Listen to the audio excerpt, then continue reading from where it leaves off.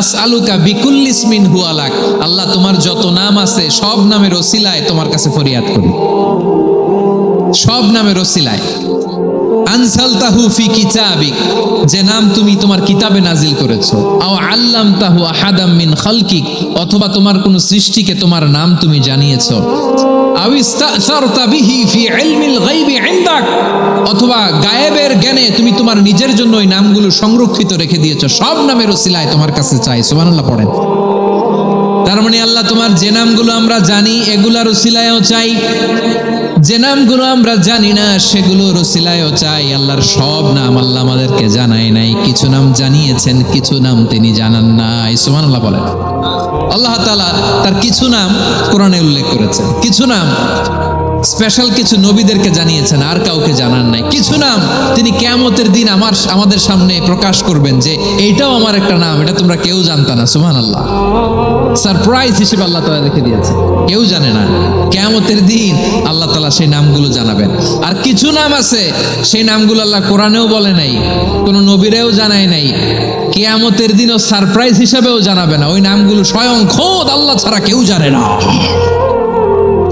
এজন্য বিশ্বনবী দোয়ার সময় বলতেন, আল্লাহ তোমার যে নামগুলো জানি, যে নামগুলো জানি না, সব নামের বরকতে তোমার দরবারে চাই, সব নামের ওসিলায় তোমার কাছে ফরিয়াদ করি। সুবহানাল্লাহ বলেন।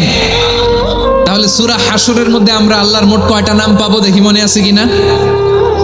হ্যাঁ, কয়টা? আওয়াজ করে বলেন, কয়টা? মাশাআল্লাহ। এই 14টা শোনার আগ্রহ আছে? এই দু একজন যে ওঠা বসা করতেছেন, এই ডাস্টে তো ডাস্ট অ্যালার্জি হয়ে যাবে, ধুলাবালিতে আসার সময় তো অনেক ধুলা খাওয়াইছেন আমার এই জায়গায়। একটু শান্ত হয়ে বসেন, আমরা শান্ত হয়ে বসি, অল্প কিছু সময় কিছু কথা আলোকপাত করব, তারপর আমরা বিদায় নিব। উঠবো না, কেউ দাঁড়াবো না, উঠবো না। সেই গতকাল থেকে, গত রাত থেকে আমি দেখেছি তো আপনাদের কাণ্ড কারখানা, ভিডিওতে দেখেছি, কাঁথা বালিশ নিয়ে গত রাতে চলে আসছে। অনেক কষ্ট করে অনেক সময় অপেক্ষা করেছেন, আর অল্প কিছু কয়েক মিনিট আপনারা বসেন, আমরা একসাথে বিদায় নেব ইনশাআল্লাহ। তাহলে প্রিয় বারুয়াখালীবাসী বলেন তো, সূরা হাশরের শেষ 3 আয়াতে আল্লাহর কয়টা নামের দেখা মিলবে? সবাই একসাথে আওয়াজ করে, কয়টা? আসুন আমরা শুরু করে দিই। আল্লাহ তাআলা বলছেন, হুয়াল্লাহুল্লাযী লা ইলাহা ইল্লা হুয়া আলিমুল গায়বি ওয়াশ শাহাদাতি হুয়ার রহমানুর রহিম। আল্লাহ বলেন, হুয়াল্লাহ, তিনি হলেন আল্লাহ, আল্লাযী লা ইলাহা ইল্লা হু, তিনি ছাড়া কোনো ইলাহ নাই। আছে নাকি? বারুয়াখালীবাসী আওয়াজ করে বলেন তো দেখি, আমাদের ইলাহ কয়জন?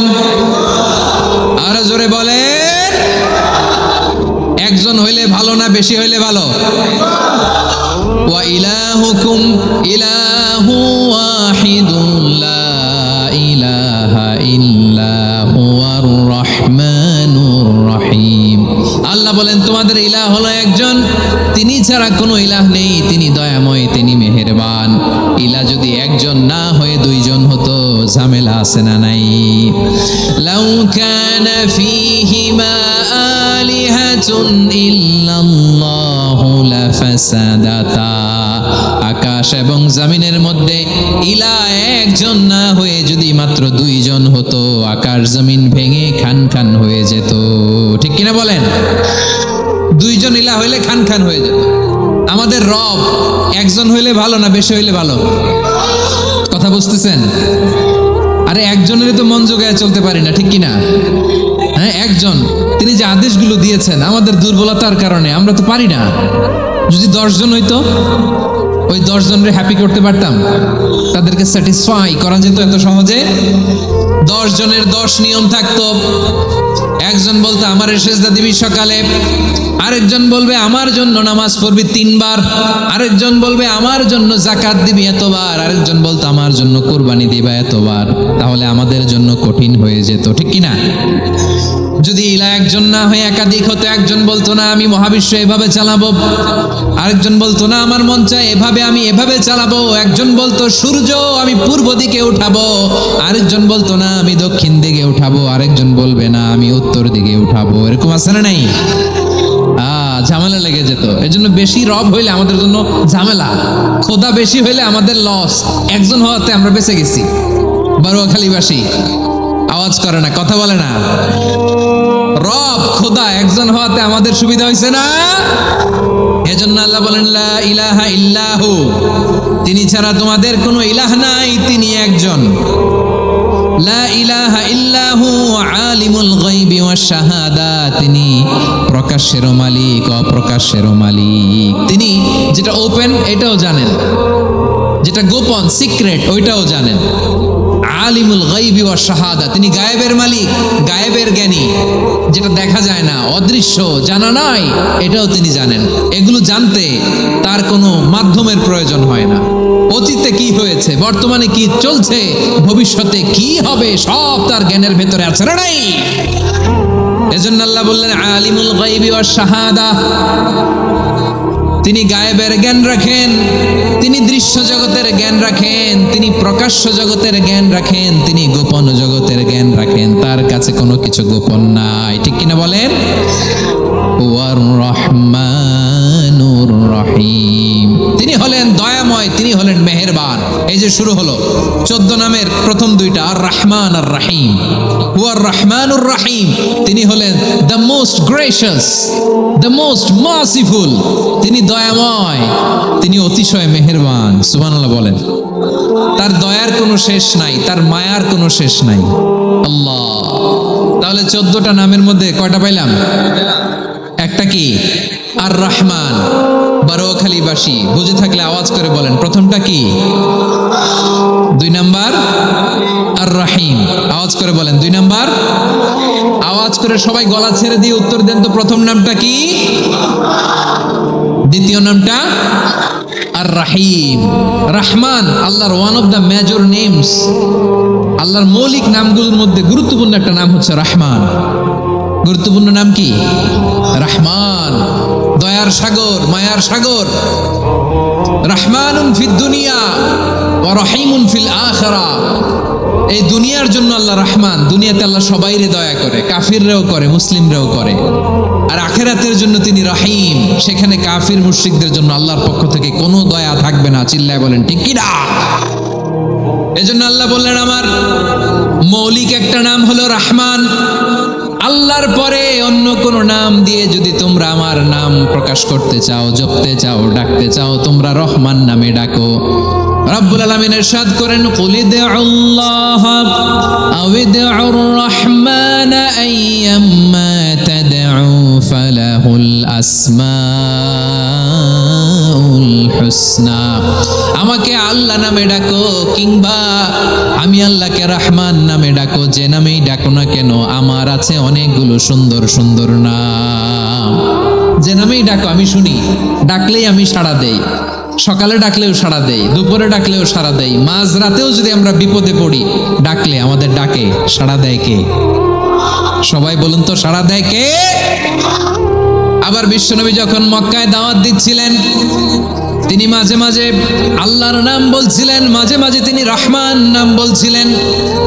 যখন তিনি বললেন ওয়াইদা কিলা লাহুমুসজুদু লিররহমানি ক্বালু ওয়ামার রহমান। বিশ্বনবী মক্কায় যখন মক্কার কাফিরদেরকে, কুরাইশদেরকে বলল তোমরা রহমানকে সেজদা দাও, রহমানের ইবাদত করো, রহমানের জন্য সেজদায় লুটিয়ে পড়ো, মক্কাবাসী বলে রহমান আবার কে? রহমান রে তো চিনি না।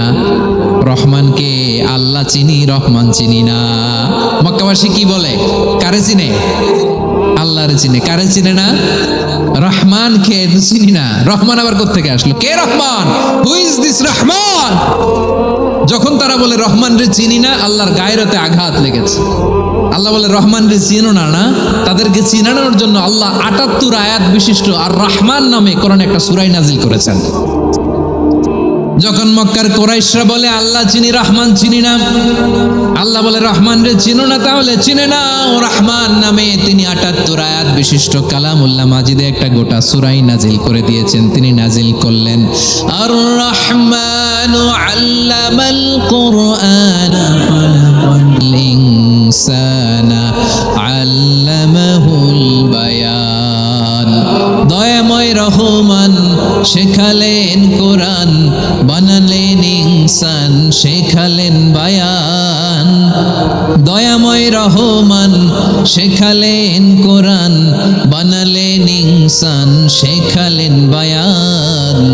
দয়াময় রহমান শেখালেন কোরআন, বানালেন ইনসান, শেখালেন বায়ান। পড়েন আল্লাহু আকবার। আল্লাহ বলে রহমান কারে বলে চেনো না? শুনে নাও, ৭৮ আয়াত বিশিষ্ট গোটা একটা সূরা নাজিল করে দিলাম, সূরাতু আর রহমান। আর রহমান তিনি দয়ালু, আল্লামাল কোরআন, তিনি মানুষকে কোরআন শিখিয়েছেন। খালাকাল ইনসান, মানুষ বানিয়েছেন। আল্লামাহুল বায়ান, মানুষকে কথা বলা বর্ণনা করা শিখিয়েছেন। পড়েন সুবহানাল্লাহ। গোটা একটা সূরাই নাজিল করেছেন, সূরাতু আর রহমান। আমার বারোখালীর ভাইয়েরা, তার নাম হচ্ছে আর রহমান আর রাহিম, মানে দয়াময়, মেহেরবান। তার দয়া যে কত বেশি আপনি কল্পনাও করতে পারবেন না, আপনি কল্পনাতেও আনতে পারবেন না তার দয়া কত বেশি। বিশ্বনবী সাল্লাল্লাহু আলাইহি ওয়াসাল্লাম ফরমান, লাম্মা কাদাল্লাহুল খালকা কাতাবা ইনদাহু ফাওকা আরশিহি। আল্লাহ যখন মহাবিশ্বের সব সৃষ্টি করে সারলেন, তিনি আরশের উপরে লিখলেন সাবাকাত রাহমাতি গাদাবি, সাবাকাত রাহমাতি গাদাবি। কোথায় লিখছে? আরশের উপরে। আওয়াজ করে বলেন তো কোথায় লিখেছে? আরশের উপরে আল্লাহ লিখলেন সাবাকাত রাহমাতি গাদাবি। এর মানে হলো আমার দয়ার কাছে, আমার ভালোবাসার কাছে আমার ক্রোধ পরাজয় বরণ করেছে। আমার দয়ার কাছে আমার রাগ কিংবা ক্রোধ পরাজয় বরণ করেছে। মানে আমি আল্লাহর দয়া আছে, আবার আমি আল্লাহর ক্রোধ বা রাগ আছে, কিন্তু আমি আল্লাহর রাগের চেয়ে দয়া বেশি। আওয়াজ করে বলেন, আল্লাহর রাগ বেশি না দয়া বেশি? আল্লাহর যদি রাগ থাকতো আমরা বাঁচতে পারতাম? যে পরিমাণে আকাম কুকাম আমরা করি, অপকর্ম করি, অন্যায় করি, জুলুম করে জুলুমের আড্ডাখানা বানিয়ে রেখেছি গোটা দুনিয়াকে, আল্লাহ যদি মুহূর্তে মুহূর্তে রেগে যেতেন আমরা বাঁচতে পারতাম? মহাবিশ্ব সৃষ্টির পরেই তিনি আরশের উপরে লিখেছেন সাবাকাত রাহমাতি গাদাবি, মানে আমি আমার দয়ার কাছে আমি আল্লাহর ক্রোধ, রাগ, ক্ষোভ এটা পরাজিত হয়েছে। সুবহানাল্লাহ বলেন। আবার বিষ্ণু বললেন জাআলাল্লাহুর রাহমাতা মিয়াতা জুজ, আল্লাহ দয়ার ভালোবাসাকে 100 টুকরা করলেন। 99 টুকরা দয়া মায়া ভালোবাসা আল্লাহ নিজের কাছে রেখে দিলেন, আর 1 টুকরা দয়া মায়া ভালোবাসা আল্লাহ গোটা বিশ্বের সবার মাঝে ঢেলে দিলেন। দয়া মায়া ভালোবাসা 100 টুকরা করে আল্লাহ নিজের কাছে রাখছেন। কয় টুকরা? সবাই বলেন 99 টুকরা। আর গোটা বিশ্বের সবার মাঝে ভাগ করে দিয়েছেন কয় টুকরা? এবার এই 1 টুকরার নমুনা দেখেন তো পৃথিবীতে। স্বামী স্ত্রীর জন্য কত ভালোবাসা, বন্ধু বন্ধুর জন্য কত ভালোবাসা, গার্লফ্রেন্ড বয়ফ্রেন্ডের জন্য গলায় ফাঁস লাগে, আছে না নাই? এই এখন গলার আওয়াজ বাড়ছে ইয়াংদের। হুজুর এখন গার্লফ্রেন্ড বয়ফ্রেন্ডের ভিতরে ঢুকছে, এখন আমরা আছি হুজুর। জেগে উঠছে বারোয়াখালী। দেখেন এই তো কয়েকদিন আগেই তো, কত বছরের 12 না কত বছরের এক মেয়ে, কত বছর? 11। ওই দেখেন সব মুখস্থ দুষ্টগুলার, আর কিছু মুখস্থ না থাকলে এগুলো মুখস্থ। 11 বছরের, তারে কি বলবো, তরুণীও তো না, কিশোরী। এই কিশোরী ভালোবাসার টানে বাপ মা থুইয়া চলে গেছে কোথায়? দেখেন ভালোবাসারে আল্লাহ 100 টুকরা করেছেন, 99 টুকরা ভালোবাসা আল্লাহ নিজের জন্য রেখেছেন, 1 টুকরা আমাদের সবাইকে ভাগ করে দিয়েছেন। যত পাখি আছে পৃথিবীতে, যত মাছ আছে, যত প্রাণী আছে, যত মানুষ আছে, যত জিন আছে, আমরা সবাই মিলে পেয়েছি ভালোবাসার কয় টুকরা? আর আরশে আজিমের অধিপতি আল্লাহ, তিনি তার কাছে ভালোবাসা রেখে দিয়েছেন কয় টুকরা? তাহলে এবার আওয়াজ করে বলেন, আল্লাহর রাগ বেশি নাকি দয়া বেশি? আল্লাহ তুমি দয়ার সাগর রহমানুর রহিম, তোমার দয়ায় পূর্ণ আমার সারা নিশিদিন। সবাই পড়েন, আল্লাহ তুমি দয়ার সাগর রহমানুর রহিম, তোমার দয়ায় পূর্ণ আমার সারা নিশিদিন। আল্লাহু আকবার। আল্লাহ বলেন রাহমাতি ওয়াসিয়াত কুল্লা শাই, গোটা বিশ্বের সব জায়গায় আমি আল্লাহর রহমত বিস্তৃত, এমন কোন জায়গা নাই যেখানে আমি আল্লাহর রহমত নাই। ঠিক কিনা বলেন? এমন কোনো জায়গা নাই আমি আল্লাহর রহমত নাই, আমি আল্লাহর রহমত ছাড়া গাছের একটা পাতা নড়ে না, আমি আল্লাহর দয়ার রহমত ছাড়া গাছের একটা পাতা পড়ে না, আমি আল্লাহর দয়ার রহমত ছাড়া আকাশ থেকে এক ফোঁটা বৃষ্টি ঝরে না। তিনি হলেন রহমান, তিনি হলেন রাহিম। ঠিক কিনা বলে? আল্লাহরে চিনতেছেন? আলোচনার বিষয় কি? আসুন আমাদের রবকে চিনি। তিনি হলেন আর রহমান, তিনি হলেন আর রাহিম। তার দয়ার কোনো শেষ নাই, তার মায়ার কোনো শেষ নাই। বনি ইসরাইলের এক লোক 500 বছর আল্লাহর ইবাদত করেছে। কয় বছর? কোথায় জানেন? সাগরের মাঝখানে এক পাহাড়, ওই পাহাড়ের উপরে বসে 500 বছর টানা আল্লাহর ইবাদত। দিনে আর রাতে একবার করে নিচে নামতেন। সেখানে আল্লাহ তাআলা পাথরের ভেতর থেকে তার জন্য মিঠা পানির ব্যবস্থা করে দিয়েছেন, আর একটা ডালিম গাছের ব্যবস্থা করে দিয়েছেন। সকালে নামলে একটা টসটসে ডালিম, রাতে নামলে টসটসে ডালিম। এগুলো খেয়ে খেয়ে 500 বছর সে আল্লাহর ইবাদত করেছে। আর সে আল্লাহর কাছে বলেছে, আল্লাহ আমি যখন মারা যাব সেজদারত অবস্থায় যেন মারা যাই। ঠিকই আল্লাহ সেজদারত অবস্থায় সাইয়েদনা আজরাইলকে পাঠিয়ে দিলেন। সেজদারত অবস্থায় লোকটা মারা গেল। 500 বছর ইবাদতের পরে আল্লাহর দরবারে কিয়ামতের কঠিন ময়দানে যখন লোকটা হাজির হয়ে যাবে, আল্লাহ বলবেন আদখিলু আবদি আল জান্নাতা বিরহমাতি, আমার বান্দাকে আমার দয়া, আমার ভালোবাসা দিয়ে জান্নাতে ঢুকায়া দাও। 500 বছর ইবাদত করছে তো আমার দয়ায় আমার বান্দারে জান্নাত দাও। এই বান্দা বলে বালবি আমালি, আল্লাহ তোমার দয়া লাগবে কেন? আমি আমার আমল দিয়ে জান্নাতে যেতে চাই। কি দিয়ে? কথা বুঝে নাই বোধহয়। আল্লাহর এই বান্দা কি দিয়ে জান্নাতে ঢুকতে চায়? আমল দিয়ে। আল্লাহ বলছে আমার দয়ায় আমার বান্দার জান্নাতে নিয়ে যাও ফেরেশতারা। এ বলে আল্লাহ তোমার দয়া লাগবে কেন? সেজদা তো কম দেই নাই, জিকির করতে করতে 500 বছর শেষ করে দিলাম, আবার তোমার দয়া লাগবে? আমি তো আমার আমলেই জান্নাতে যেতে পারি। আল্লাহ বলবেন তাই, ঠিক আছে, আমি চাইলাম দয়া দিয়ে জান্নাত দিব, তুমি চাইলে আমল দিয়ে ঢুকবা, ঠিক আছে, তোমার আমল আর আমার যে দয়া দুইটার একটু মাপ দেই। তোমার 500 বছরের ইবাদত এক পাল্লায় রাখো। আর আল্লাহ বললেন আমি যে দয়া করে এই দুনিয়ার নাজ নেয়ামত বিউটি সৌন্দর্য দেখার জন্য তোমার দুটা চোখ দিয়েছিলাম, দুটা নয় একটা চোখ আরেক পাল্লায় রাখো। রাখা হবে, দেখা যাবে ওই 500 বছরের ইবাদত হালকা হয়েছে আর মুহূর্তের মধ্যে আল্লাহর দেয়া একটা চোখের নেয়ামত ভারী হয়ে গিয়েছে। আল্লাহ বলবেন তোমার কথা মতো মাপ দেয়া হলো, এবার ফলাফল দেখো। হিসাব বলে তুমি এখন জাহান্নামে যাবা, go to the hell fire, যাও এবার জাহান্নামে যাও। মাপ জোখে যখন আসছো আমার সাথে হিসাব ক্যালকুলেশন, যাও তুমি এবার জাহান্নামে যাবা। এবার লোকটা কাচুমাচু করে বলে আল্লাহ আমি বুঝি নাই, আল্লাহ আমি বুঝতে পারি নাই, খেয়াল করি নাই, তুমি আমারে ক্ষমা করো, তুমি আমারে মাফ করো। ও আল্লাহ এবার আমি টের পেয়েছি, এবার আমি বুঝতে পেরেছি তোমার দয়া ছাড়া দুনিয়ায় কেউ জান্নাতে যেতে পারবে না, কেউ পারবে না। আল্লাহ বললেন ওরে গোলাম তুই তো কিছুই ছিলি না, অস্তিত্বহীনতা থেকে তোরে অস্তিত্বে আনলো কে? ওই ছোট্ট শুক্রাণু থেকে মায়ের পেটে 9 মাস ধরে খাবার দিয়েছে কে? আবার সুস্থতার সাথে দুনিয়ার বুকে তোরে ডেলিভারির ব্যবস্থা করে দিল কে? আবার তোর মায়ের বুকের ভেতরে 2টা খাবারের লাইনের ব্যবস্থা করে দিল কে? আবার তোকে শৈশব পেরিয়ে কৈশোর পেরিয়ে তারুণ্য, তারপরে যৌবন, এগুলো দান করলো কে? তার চেয়ে বড় কথা পাহাড়ের মাঝখানে সাগরের মাঝখানে 500 বছর ইবাদত করার শক্তি তোর গায়ে দিয়েছে কে? এই সাগরের মধ্যে লোনা পানি লবণের পানি মুখে দেয়া যায় না, সেখান থেকে আমি পাহাড়ের ভেতর থেকে মিঠা পানির ব্যবস্থা করে দিলাম। ওই জায়গায় তোরে রিজিকের বন্দোবস্ত করলো কে? সকাল বিকাল 2 বেলা টসটসে ডালিম খাওয়ার ব্যবস্থা করে দিল কে? তোর আবদার ছিল আল্লাহ আপনি আমারে সেজদারত অবস্থায় রুহু কবজ করবেন, তোর শেষ আবদারটাও পূরণ করেছে কে? ও গোলাম আমার রহমতের তুলনায়, আমার নেয়ামতের তুলনায় তোর 500 বছরের ইবাদতের কোনো ওজনই হবে না। গোটা বিশ্বের কেউ কোনোদিন আমার জান্নাতে ঢুকতে পারবে না আমি আল্লাহর দয়া ছাড়া। ওয়ার রহমানুর রহিম, তিনি দয়াময়, তিনি মেহেরবান। জিবরাইল আলাইহিস সালাম বিশ্বনবীর এই লম্বা হাদিসটা যখন শোনালেন, আমি যা যা বলছি এটা বিশাল এক হাদিসের অনুবাদ। বললেন ইয়া মুহাম্মদ এই দুনিয়ার সবটাই চলে আল্লাহর রহমত দিয়ে। হাদিসের শেষ কথা, সব চলে আল্লাহর কি দিয়ে?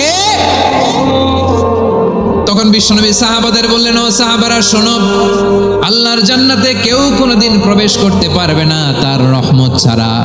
সাহাবারা বললেন, ইয়া রাসূলুল্লাহ, আপনিও কি আল্লাহর রহমত ছাড়া প্রবেশ করতে পারবেন না? বিশ্বনবী বললেন, না, আমিও না।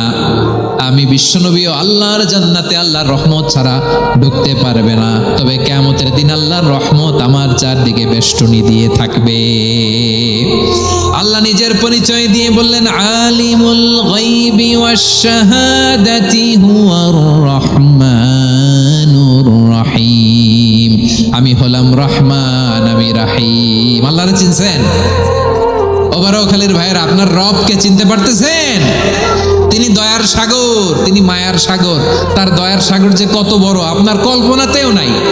এজন্য আপনার পাপ যত বড় হোক, অন্যায় যত বড় হোক, অপরাধ যত বড় হোক, আপনার জুলুম যত বড় হোক, আল্লাহর রহমান নামের দরিয়া তার চাইতেও বড়। আল্লাহ বলেন, কুলিয়া ইবাদিয়াল্লাযীনা আসরাফু আলা আনফুসিহিম লা তাকনাতু মির রাহমাতিল্লাহ ইন্নাল্লাহা ইয়াগফিরুয যুনুবা জামিআ ইন্নাহু হুয়াল গফুরুর রহিম। ও আমার গুনাহগার বান্দারা শোনো, জুলুম করেছো, ভুল করেছো, অন্যায় করেছো, আল্লাহর রহমত থেকে নিরাশ হয়ো না। আমরা বিশ্বাসীরা কঠিনকালে আল্লাহর রহমত থেকে নিরাশ হব না। ঠিক কিনা বলেন? আল্লাহর রহমত থেকে নিরাশ হবেন? ভুল করে ফেলছেন, আরে ভুল তো সবাই করে। পাপ হয়েছে, আরে পাপ তো সবার আছে। আমরা সবাই পাপী, সবাই পাপী। যত পাপ হোক, ভুল হোক, অন্যায় হোক, অনুতপ্ত হয়ে তওবা করে, ওযু করে, জায়নামাজটা বিছিয়ে সেজদা দিয়ে চোখের পানি ছাড়েন।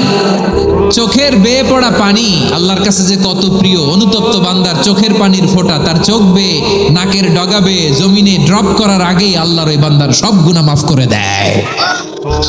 আল্লাহ বললেন, আমি রহমানুর রহিম, আমি দয়াময়, আমি মেহেরবান। এরপর আল্লাহ বললেন, হুয়াল্লাহুল্লাযী লা ইলাহা ইল্লা হুয়াল মালিকুল কুদ্দুসুস সালামুল মুমিন। ওয়াল্লাহুল্লাযী, তিনি এমন আল্লাহ, লা ইলাহা ইল্লাহু, তিনি ছাড়া কোনো ইলাহ নাই। আল মালিক, তিনি হলেন আল মালিক। দুইটা শেষ, আর রহমান আর রাহিম শেষ। এবার আল্লাহ 3 নাম্বার গুণবাচক নামের পরিচয় দিচ্ছেন। আল্লাহ বলছেন, আমি হচ্ছি আল মালিক।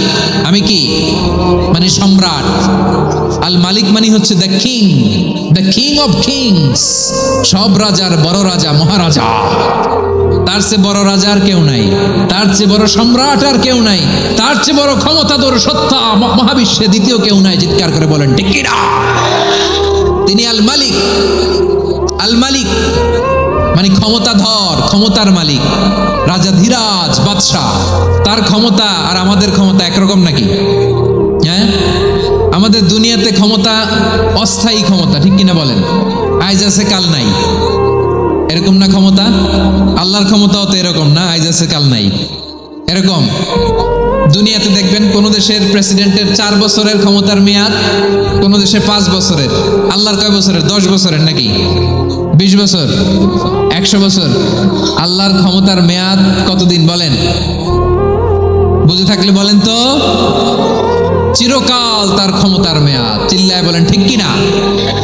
নিরঙ্কুশ ক্ষমতা, একচ্ছত্র ক্ষমতা বলতে যা বুঝায়, এই ক্ষমতা একমাত্র আল্লাহরই আছে। আমাদের ক্ষমতার জন্য আমরা ডিপেন্ড করতে হয়, ওর ডিপেন্ড লাগে, ওই জনমত নেওয়া লাগে, ওই জনগণের কাছে যাওয়া লাগে, ভোট চাওয়া লাগে। এরা ভোট দিলে এরপরে আমরা আসবো, ঠিক কিনা? আবার জনগণ না চাইলে আমরা নাই। আল্লাহর ক্ষমতা কি এরকম? হ্যাঁ, আবার দেখবেন দুনিয়াতে ক্ষমতায় যাওয়ার জন্য জোট করা লাগে। জোট, জোটের রাজনীতি আছে না নাই? জোট হয়, শরিক হয়, এই হয়, সেই হয়, নানাভাবে দুনিয়াতে ক্ষমতায় আসতে হয়। আল্লাহ বলে, আমার ক্ষমতার জন্য কারো উপর বিন্দু পরিমাণ আমার ডিপেন্ড করা লাগে না। সৃষ্টির শুরু থেকে আমি ক্ষমতার চেয়ারে বসা, মহাবিশ্বের শেষ পর্যন্ত, সীমাহীন ভবিষ্যৎ পর্যন্ত আমি ক্ষমতার চেয়ারে থাকবো। আমি হলাম আল মালিক। আমার ক্ষমতার কোনো কমতি নাই, কোনো ঘাটতি নাই। কেউ আমার ক্ষমতা থেকে নামাতে পারবে না। পারা যাবে? এই যে আমরা ফ্যাসিস্ট সরকারের যে আপনারা নামাই দিছেন গণ অভ্যুত্থান করে, মনে আছে? 5ই আগস্টের কথা ভুলে গেছেন এত তাড়াতাড়ি? মনে আছে? আছে। তা আমরা সবাই মিলে যদি একটা গণ অভ্যুত্থান করি তাইলেই তো আল্লাহর ক্ষমতার চেয়ার থেকে নামায় ফেলানো যায়। হ্যাঁ, যাবে না? পারবো না আমরা? কি বলে, পারা যাবে না? আচ্ছা, আমরা না হয় পারলাম না, জিন জাতি যদি আমাদের সাথে জয়েন করে, ম্যানকাইন্ডের সাথে জিন kind, if they join us, সবাই মিলে একটা গণ অভ্যুত্থান, রেভলিউশন, ডেমনস্ট্রেশন, প্রোটেস্ট, সবাই মিলে যদি একটা অভ্যুত্থান করি তাইলেই তো আল্লাহর ক্ষমতা শেষ। আওয়াজ করে বলেন, তাইলেই কি আল্লাহর ক্ষমতা শেষ হবে? এই যে বারোয়াখালীর ভাইয়েরা, এইদিকে কি হচ্ছে আমি তো দেখতে পাচ্ছি, এরকম হলো কেন?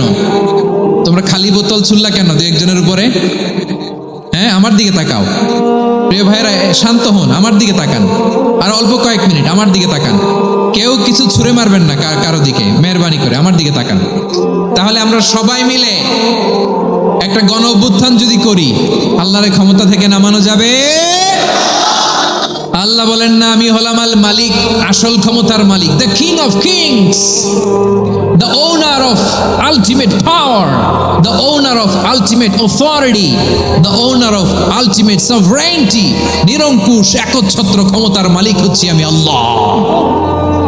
আল্লাহ তাআলা সূরা মুলকের শুরুতে বলছেন, তাবারাকাল্লাযী বিয়াদিহিল মুলকু ওয়া হুয়া আলা কুল্লি শাইইন কাদির। মহিমান্বিত সত্তা, যার হাতে ক্ষমতা, তিনি যা চান তাই করতে পারেন। আওয়াজ করে বলেন তো তিনি কে? আবার আল্লাহ বলেন, কুলিল্লাহুম্মা মালিকাল মুলকি তুতিল মুলকা মান তাশাউ ওয়া তানজিউল মুলকা মিম্মান তাশা ওয়া তুইজ্জু মান তাশাউ ওয়া তুযিল্লু মান তাশাউ বিয়াদিকাল খায়র ইন্নাকা আলা কুল্লি শাইইন কাদির। আল্লাহু আকবার।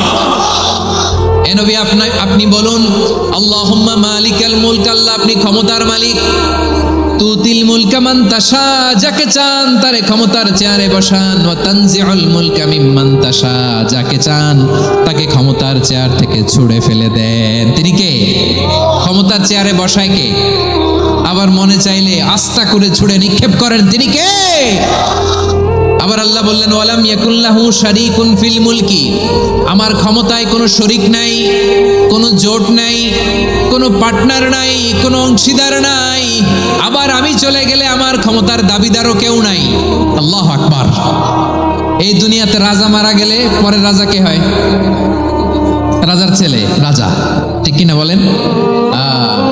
আল্লাহ চলে গেলে আরেকজন বসবে নাকি? এরকম না, তার ক্ষমতার সাথে দুনিয়ার ক্ষমতার কোনো মিলই নাই।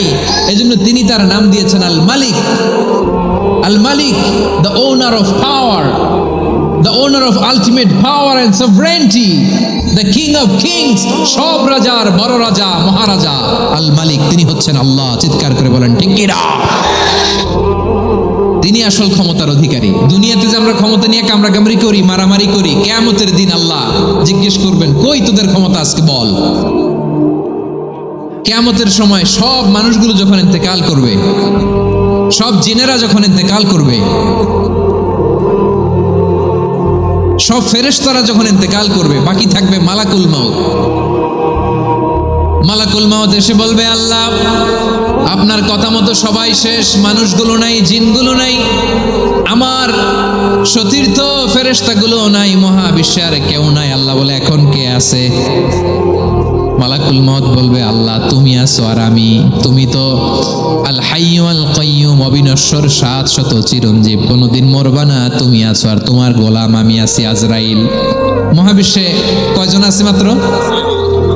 জোরে বলেন।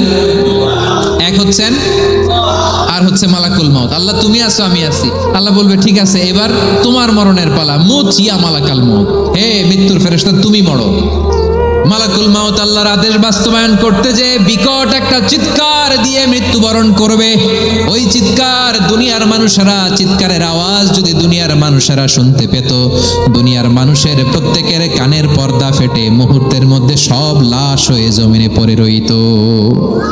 ভয়ঙ্কর চিৎকার দিয়ে মালাকুল মাউত বিদায় নেবে, কেউ নাই।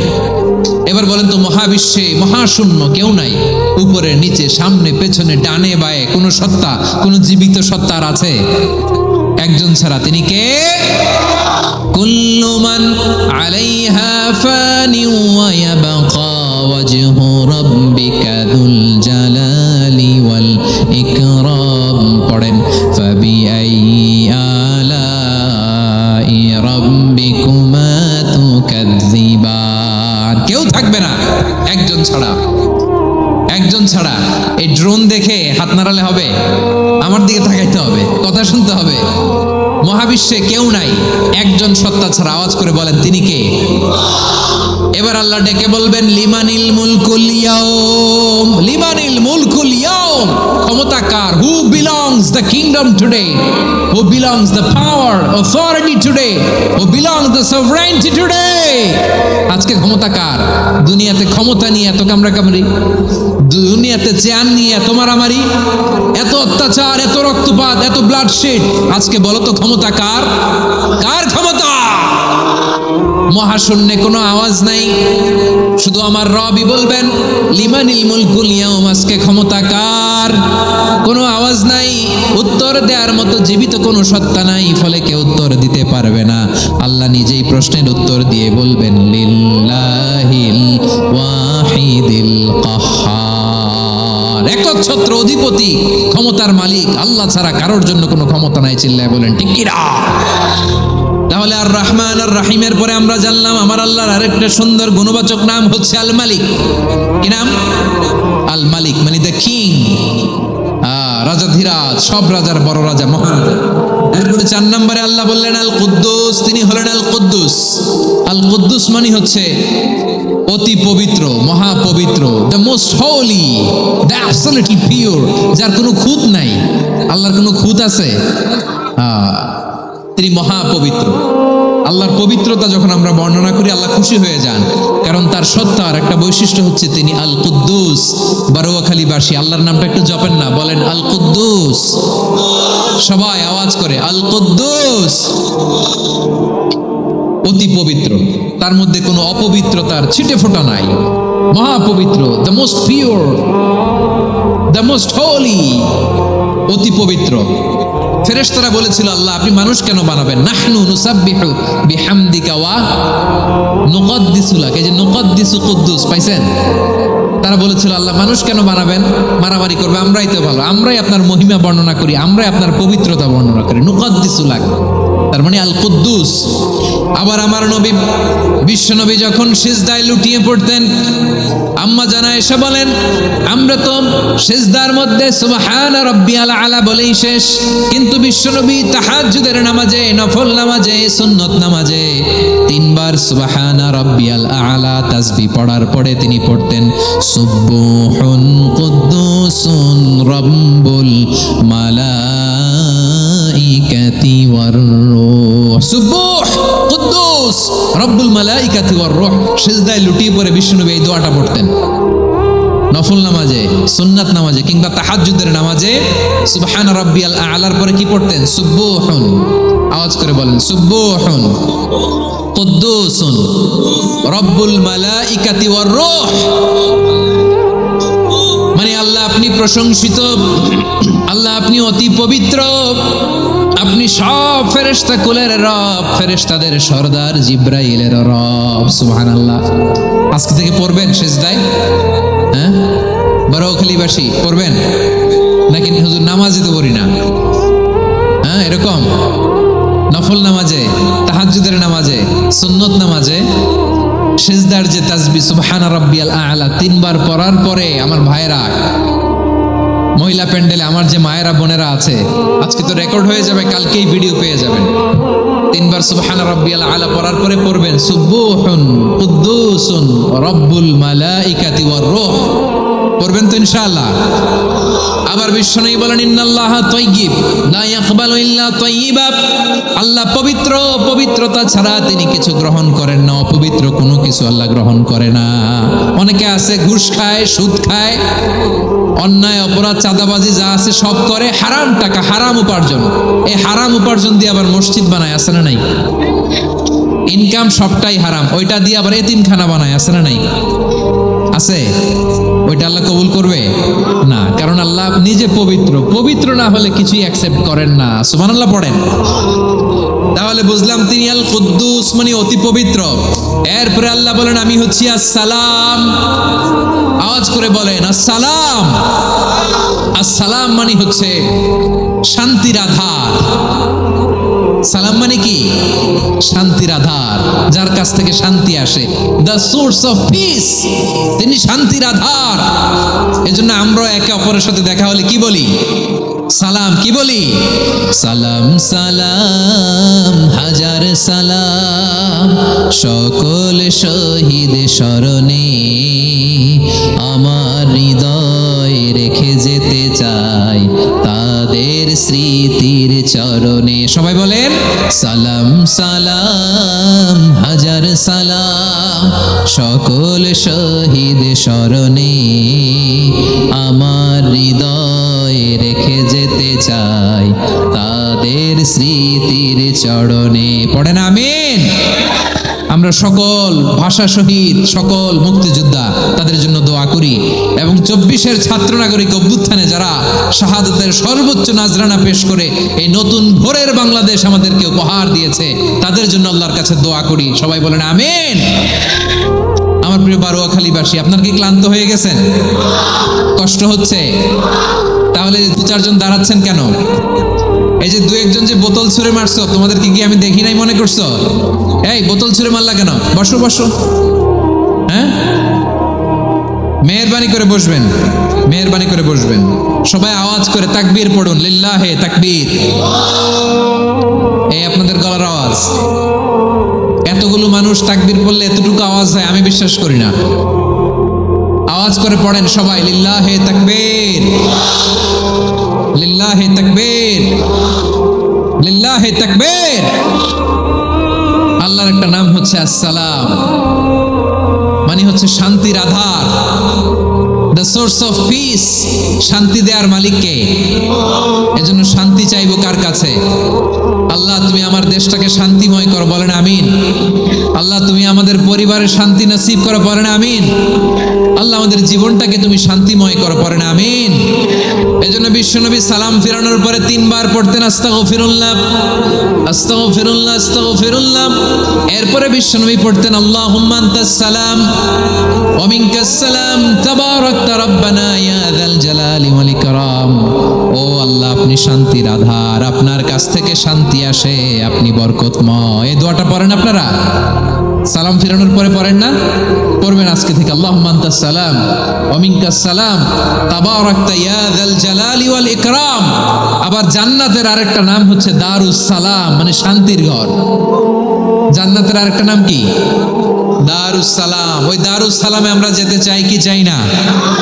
আমরা ওই জান্নাতের অধিবাসী হতে চাই কি চাই না? এই বারোয়াখালীর ঐতিহাসিক তাফসীরুল কোরআনের ময়দানে আমরা যেমনি একত্রিত হলাম, আল্লাহর জান্নাতেও যেন আমরা এভাবে একত্রিত হতে পারি। আল্লাহ তুমি কবুল করো। আওয়াজ করে পড়েন আমিন। সালামের পরে আল্লাহ বললেন আল মুমিন। আমার আরেকটা নাম হচ্ছে আল মুমিন। আল মুমিন মানে হচ্ছে নিরাপত্তা দানকারী। আমাদের নিরাপত্তা দেয় কে? নাকি পুলিশ বাহিনী, নাকি বিজিবি, র্যাব, সেনাবাহিনী, হ্যাঁ, নাকি এই যে ফায়ার সার্ভিস? কারা নিরাপত্তা দেয়? আজকের এই প্রোগ্রামের জন্য আমাদের ফায়ার সার্ভিসের ভাইরা অনেক কাজ করেছেন, আমি শুনেছি। ভাইরা স্পেশালি দোয়া চেয়েছেন এবং তাদের একটা সুনাম আছে বাংলাদেশে। জীবনের ঝুঁকি নিয়ে ফায়ার সার্ভিস বাহিনী তারা বিপন্ন মানবতাকে রক্ষা করে, ঠিক কিনা বলেন? আমি ভাইদের জন্য দোয়া করি, এই ফায়ার সার্ভিস ইউনিটকে, এই ডিপার্টমেন্টকে আল্লাহ তাআলা তুমি কবুল করো। ওনারা আমাদের শৃঙ্খলা, শান্তি শৃঙ্খলা, সিকিউরিটি এনশিওর করেন, কিন্তু আসল নিরাপত্তা দেওয়ার মালিককে। অনেক সময় এরকম হয় না যে অনেক সিকিউরিটি দিয়ে রাখছে, কিন্তু স্নাইপার দিয়ে এমন ভাবে গুলি করছে একেবারে বড় সাহেবের মাথায় যে গুলি লাগছে, আছে না নাই? এখন সবাই মিলে বডিগার্ডরে ধরে, যাই বেটা বডিগার্ড, এত টাকা দিয়ে বডিগার্ড রাখছি, আমাদের স্যারের মাথায় গুলি লাগলো কিভাবে? তো বডিগার্ড বলে আপনার স্যারের বডি তো আছে, এই যে বডি নিয়ে যান। আমি তো রুহু গার্ড না। রুহু গার্ড হচ্ছে একজন, চিল্লায় বলেন তিনি কে? আমার ভাইরা, দুনিয়াতে টাকা হলে বডিগার্ড মিলে, কিন্তু রুহু গার্ড মিলে?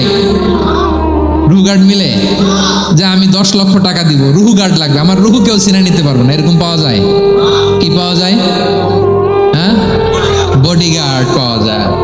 রুহ গার্ড পাওয়া যায় না। ওই রুহের নিরাপত্তা দেয় কে? আল মুমিন, দ্য প্রোভাইডার অফ সিকিউরিটি। তিনি নিরাপত্তা দেয় তার নেককার বান্দাদেরকে, দুনিয়াতে নিরাপত্তা দেয়, আখিরাতেও নিরাপত্তা দেয়, ঠিক কি না? আবার আল্লাহ বললেন আল্লাযী আত'আমাহুম মিন জু'ইন ওয়া আমানাহুম মিন খাউফ। তিনি এমন সত্তা যিনি ক্ষুধা লাগলে তোমাদেরকে খাদ্যের ব্যবস্থা করে, আবার ভয়ের সময় তিনি তোমাদেরকে নিরাপত্তার ব্যবস্থা করে, ঠিক কিনা বলেন? দিও তৃষ্ণা পেলে ঠান্ডা পানি, ক্ষুধা পেলে লবণ ভাত, আল্লাহ এই গরিবের শোনো শোনো মোনাজাত, আল্লাহ এই গরিবের শোনো শোনো মোনাজাত, আল্লাহ এই গরিবের দিও তৃষ্ণা পেলে ঠান্ডা পানি, ক্ষুধা পেলে লবণ ভাত, আল্লাহ এই গরিবের। পড়ে না আমিন? আমরা যখন বিপদে পড়ি নিরাপত্তা দেয় কে? সাগরের তুফানের ভেতরে পড়ে যখন আল্লাহর কাছে ফরিয়াদ করি আমাদেরকে বাঁচায় কে?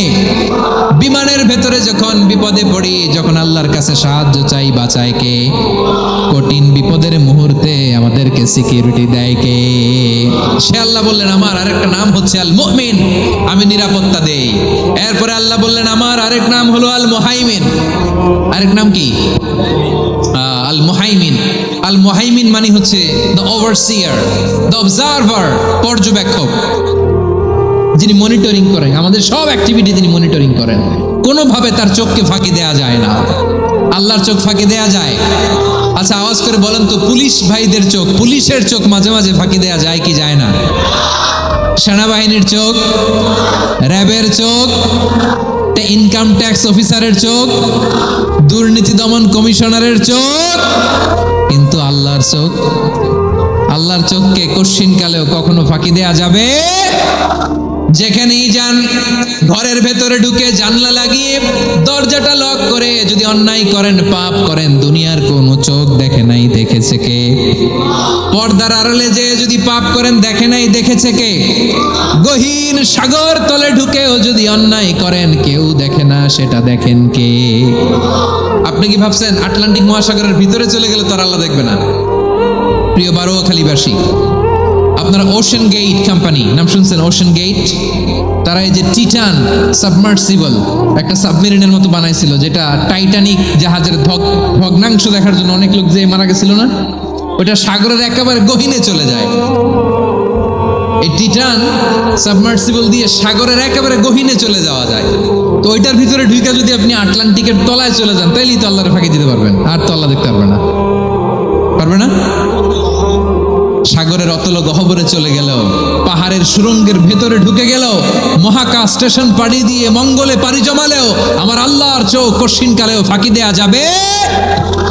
এজন্য সে আল্লাহ বললেন লা তুদরিকুহুল আবসার ওয়া হুয়া ইউদরিকুল আবসার ওয়া হুয়াল লাতীফুল খাবীর। আমার আল্লাহ দৃষ্টির আয়ত্তে নন, কিন্তু দুনিয়ার সব দৃষ্টি আমার আল্লাহর আয়ত্তে, ঠিক কি না?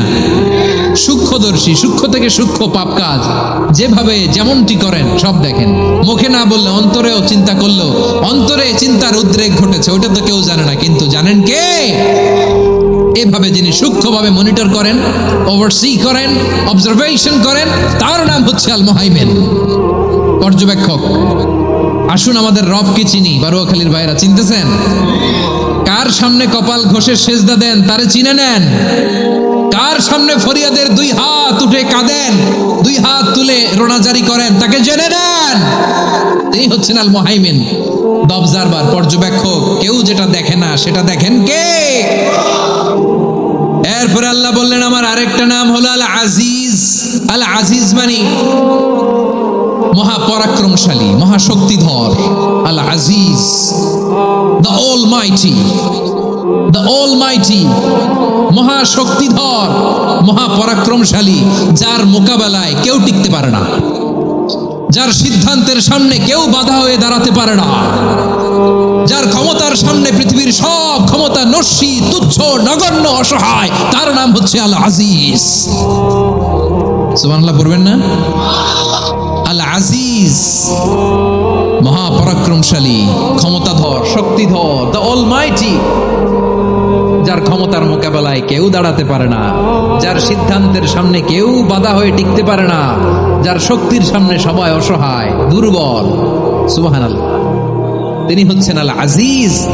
আল্লাহ বলেন আল্লাযী খালাকাল মাউতা ওয়াল হায়াতা লিয়াবলুয়াকুম আইয়ুকুম আহসানু আমালা ওয়া হুয়াল আজিজুল গফুর। তিনি এমন সত্তা যিনি জীবন তৈরি করেছেন, মরণ তৈরি করেছেন, যাতে করে পরীক্ষা নিতে পারেন তোমরা কে কর্মে সেরা। তিনি হলেন আল আজিজ আল গফুর। তিনি ক্ষমাশীল, আবার তিনি শক্তিধর। তার শক্তির সামনে কেউ টিকতে পারে? আমরা পৃথিবীর সব দেশের মিলিটারি ব্যাটালিয়ন নিয়ে যদি আল্লাহর সামনে দাঁড়াই, তাহলে তো আর আল্লাহ পারবে না, নাকি? হ্যাঁ, পৃথিবীর সবচাইতে শক্তিশালী সেনাবাহিনী কোন দেশের জানেন? হ্যাঁ, আমেরিকার সেনাবাহিনী, তারপরে রাশিয়ার সেনাবাহিনী, চীনের সেনাবাহিনী, সব সেনাবাহিনী, নৌবাহিনী, বিমান বাহিনী যত আছে সব নিয়ে যদি আল্লাহর সামনে দাঁড়াই, পারবে তখন আল্লাহ আমাদের সাথে? হ্যাঁ, তার সামনে কোনো ক্ষমতা টিকতে পারে না, তার সামনে কেউ বাধা হয়ে দাঁড়াতে পারে না, তার সামনে গোটা বিশ্ব মুখ থুবড়ে থাকে, অসহায়। তার নাম হচ্ছে আল আজিজ। চিল্লায় পড়েন সুবহানাল্লাহ। এরপরে আল্লাহ বললেন আমি হলাম আল জব্বার। জব্বার মানে দুর্দণ্ড, প্রতাপশালী, দ্য ডমিনেন্ট, যিনি সবাইকে বশ মানাতে পারেন, সবাইকে অনুগত করতে পারেন, যিনি সবাইকে পূর্ণ নিয়ন্ত্রণ করতে পারেন, তার নাম হচ্ছে আল জব্বার। আল্লাহ বলেন হুয়াল কাহিরু ফাওকা ইবাদিহি ওয়া হুয়াল হাকীমুল খাবীর। কাহিরু ফাওকা ইবাদি, তিনি বান্দাদের উপর কাহের, একচ্ছত্র নিয়ন্ত্রণকারী। তিনি যেমন চান তেমন ভাবে বশ মানাতে পারেন সবাইকে। তিনি হচ্ছেন আল জব্বার। তিনি কি? বিশ্বনবী ফরমান ইয়াখুদুল জব্বারু ইয়াউমাল কিয়ামাতি সামাওয়াতিহি ওয়া আরদাহু বিয়াদিহি। রব্বুল আলামিন কিয়ামতের দিন সাত আসমান সাত জমিন হাতের মুঠোয় নিয়ে এরকম ধরবেন। সুবহানাল্লাহ পড়েন। সাত আকাশ সাত জমিন আল্লাহর হাতের মুঠোয়।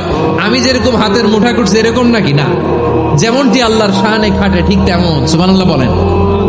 আল্লাহর সাথে কারো তুলনা হয়? তাহলে বলেন তো আল্লাহ দেখতে কার মতো? আওয়াজ করে বলেন আল্লাহ আল্লাহর মতো। আল্লাহ কার মতো? ওয়ালাম ইয়াকুল্লাহু কুফুয়ান আহাদ, তার মতো কেউ নাই। তাহলে তিনি কার মতো? তার মতো। আওয়াজ করে বলেন বারুয়াখালী, তিনি কার মতো? তার মতো। আল্লাহ তাআলা সাত আকাশ সাত জমিনকে হাতের মুঠোয় নেবেন, মুঠোয় নিয়ে বলবেন আনাল জব্বার। আরে আমি তো জব্বার, আইনাল জব্বারুন। দুনিয়ার স্বৈরাচারী গুলো আজকে কোথায়? দুনিয়ার জালিম গুলো কোথায়? দুনিয়ার অত্যাচারী বাদশাগুলো আজকে কোথায়? আল্লাহ বলবেন আমি তো জব্বার। দুনিয়াতে যারা জব্বার বলে নিজেদের দাবি করত, স্বৈরাচার, ডিক্টেটর, জালিম, অত্যাচারী, আজকে তোরা কোথায়? কোথায়? কোনো আওয়াজ নাই, কোনো খাওয়া নাই, ওই দিন কোনো টু শব্দ নাই। ওই দিন ক্ষমতা হবে এক সত্তার। চিল্লায় বলো তিনি কে? এজন্য আল্লাহ বললেন আমি হলাম জব্বার। এরপরে আল্লাহ বললেন আমি হলাম মুতাকাব্বির। আমি কি? মুতাকাব্বির মানে হচ্ছে দ্য সুপিরিয়র। সুপিরিয়র, যার চেয়ে বড় কেউ নাই, তিনি সবচেয়ে বড়। এই জন্য নামাজে প্রত্যেক রুকুতে সেজদায় আমরা সবাই বলি আল্লাহ আপনি সবচেয়ে বড়, ইউ আর দ্য গ্রেটেস্ট। আমরা বলি আল্লাহু আকবার। আমরা কি বলি? আওয়াজ করে বলেন আমরা কি বলি? কি বলে নামাজ শুরু করি বলেন তো? আওয়াজ করে সবাই পড়েন আল্লাহু আকবার।